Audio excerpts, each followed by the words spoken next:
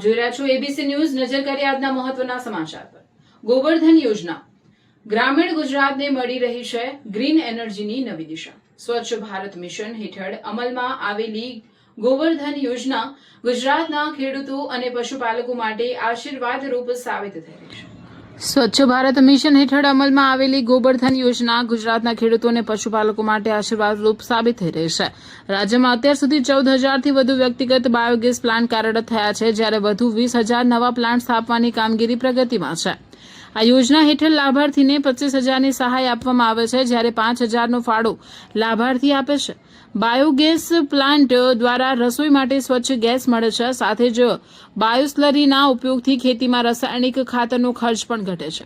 સરકારના cluster model દ્વારા NDDB, Amul, Banas, Dudhsagar dairy, GCMMF અને જિલ્લા દૂધ સંઘોના સહયોગથી યોજનાનો સફળ અમલ થઈ રહ્યો છે। અત્યાર સુધીમાં કુલ 88 ક્લસ્ટરમાં 14,000થી વધુ બાયોગેસ પ્લાન્ટ સ્થાપિત કરવામાં આવ્યા છે।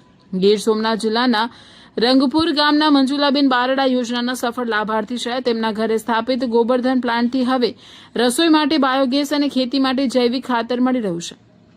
પરિણામે ગંદકી, દુર્ગંધ અને માખી મચ્છરના ઉપદ્રવમાં ઘટાડો થયો છે, તેમજ યુરિયા ખાતરનો ઉપયોગ પણ ઓછો થયો છે। ગોબરધન યોજના માત્ર સ્વચ્છતા જ નહીં, પરંતુ સ્વચ્છ ઉર્જા, સેન્દ્રિય ખેતી અને ગ્રામ્ય અર્થતંત્રને મજબૂત બનાવતી મહત્વપૂર્ણ પહેલ તરીકે ગુજરાતના ગ્રીન ફ્યુચરને નવી દિશા આપી રહી છે।